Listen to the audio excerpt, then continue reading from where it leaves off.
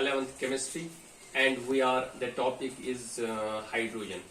We have already seen the position of hydrogen. You know that it has been placed in group first, that is alkali metals, which include besides hydrogen we have lithium, sodium, potassium, etc. And we also know that it is positioned enormous because it resembles alkali metals as well as halogens. Halogen is group 17. Okay, we have already discussed how it resembles alkali metals and how it resembles halogens. Now we are going to discuss how it differs from alkali metals and how it differs from these halogens.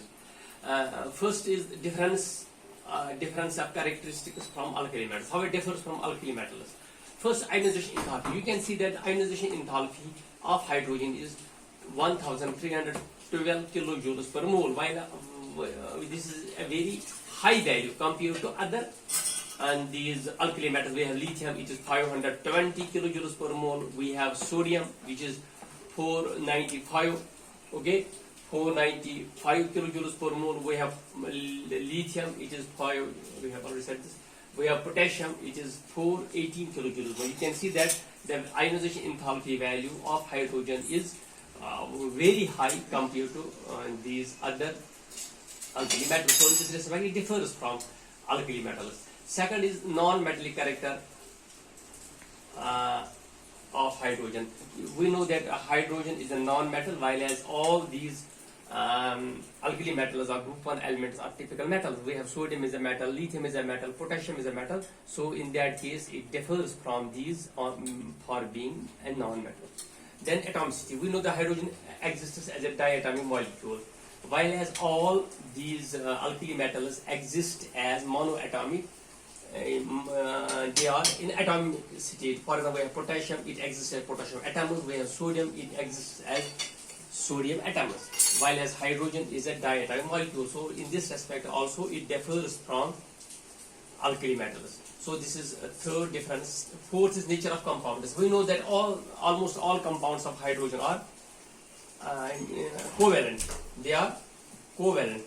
We have HCl, it is a covalent compound formed by sharing of one pair of electrons between these two. Okay, so we have NaCl, it is an ionic compound.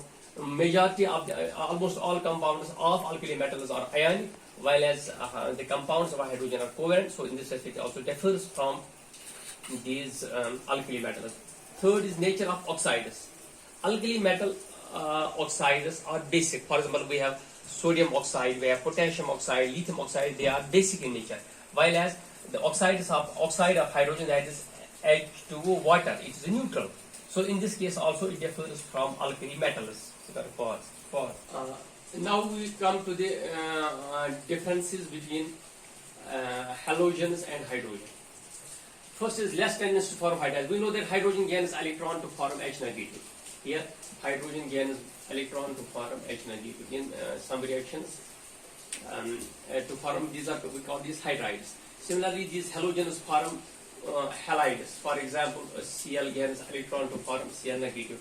But the tendency of these halides always form compounds like this. They are chlorides, bromides, iodides in their compounds. But hydrogen has a very weak tendency. In most compounds, it behaves as electropositive, not electronegative. Okay. So here, this is the difference between halogens and hydrogen. Second is absence of unshared pair of electrons. We know that when hydrogen forms the molecule, there is no unshared pair of electrons. But in case of halogens, we have always 3 pairs of these unshared pair of electrons, and which also affect the properties of these elements. Then we have nature of oxides. We know that the oxides, for example, we have Cl2O7, Br2O7, these are acidic in nature, whereas the oxides of hydrogen are neutral, that is water. Okay, so these are the differences between halogens and hydrogen. Okay, thank you.